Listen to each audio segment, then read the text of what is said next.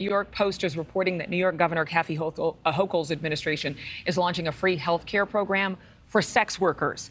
The pilot program provides $1 million in taxpayer funds to 2 contractors, allowing sex workers to receive care from the state health department's AIDS Institute.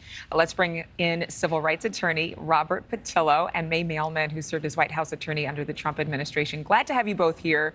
So let's have a candid conversation. Robert, critics say this is just an effort to decriminalize prostitution. Is that just political fear-mongering? Of course, that's fear-mongering. Look, the United Nations did a report in 2019 saying that nearly 30% of women engaged in sex work worldwide were infected with HIV or AIDS. We've seen reports out of Stanford University and also out of the state of New York saying that nearly 70% suffer from major mental health issues, while nearly 75% suffer from drug and alcohol addiction. If you want to reduce the number of women participating in sex work, then healthcare intervention is very crucial in order to intervene.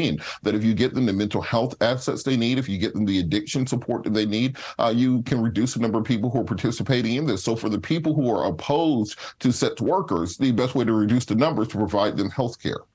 You know, May, there is, of course, a large portion of our population who would see people who are against a measure like this as self-righteous, you know, preaching that women and men shouldn't be out on the streets like this. I mean, we're showing images of young women, but there are people of all ages that are sex workers. There are male sex workers.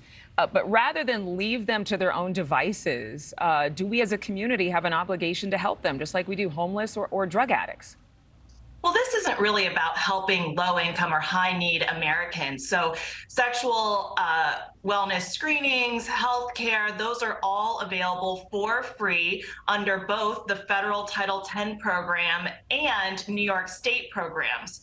This instead is about giving $1 million of taxpayer money to organizations that are specifically calling for the decriminalization of prostitution and other sex work. And it creates really bad incentives. If you are a young woman graduating high school, you have no money, and you can either work hourly wage, fast food, try and work your way up, or go to the street corner. And here you have a group sanctioned by the state, funded by the state, telling you that if you choose the street corner, you'll get free dental care. Then that will weigh into your decision. And particularly because these groups are trying to create a moral equivalence between the two.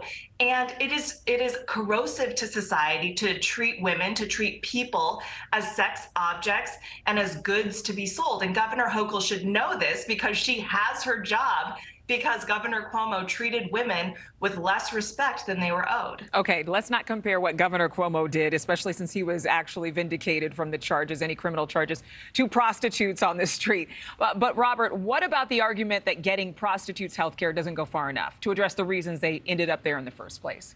I agree with that completely. And this idea that somehow you're incentivizing people with health care, that somebody is saying, like, well, I guess I'll be a prostitute. There's a dental plan in it. I mean, that's completely ridiculous. We have to look at this as a holistic approach. If you look at the amount of women who participate in sex work, who are also part of the homeless population, who are part of the addiction population, who are part of the mental health populations, it's been very clear from every study shown worldwide that if you provide resources, you reduce the number of women who have to turn to sex work. And so this idea that you're just going to wag your finger at them and say, get off the corner, and all of a sudden they're going to go off and live this wonderful and productive life is just this fantasy of this being sold by conservatives in order to not have to put into place an actual health care plan that will help the American people. When we talk about decriminalization, it's this idea that we're going to say that you still have worth, you still have value outside of these circumstances you're in, and we're going to work together as a society to make sure we lift you up out of that. It's the Christian thing to do, to provide resources, not the Christian thing to do to simply cast judgment and aspersions upon those individuals. But I think a lot of people are saying it's not enough. We're not going far enough by just giving health care. I mean,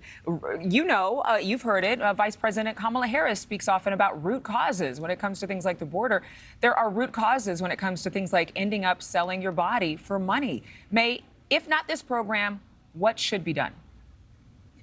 Well, you know, it's tough because if every time the government tries to draw a line between what's good for society, even if you consent to it, versus what's not and is labeled some sort of moral righteousness and that that's bad. I think that we have lost our way as Western civilization. You know, the entire point of this exercise is that freedom without purpose is destructive to individuals and society. So I think, you know, healthcare is not the answer, but recognizing that our government and that our moral leaders do have a job to redefine freedom to just anything you can consent to, as Abraham Lincoln said, freedom is doing what you ought, not always what you want. And maybe if we can accept that there is a role for government in seeking that freedom, we can help to shape what a solution might look like. Yeah, maybe we can get back to virtues instead of virtue signaling in this country. Robert Patillo, May Mailman, thank you both for being with us as always. Thank you. Thank you for watching. Go to newsnationnow.com to find NewsNation on your television provider. And don't forget to click the red subscribe button below to get more of NewsNation's fact-driven, unbiased coverage.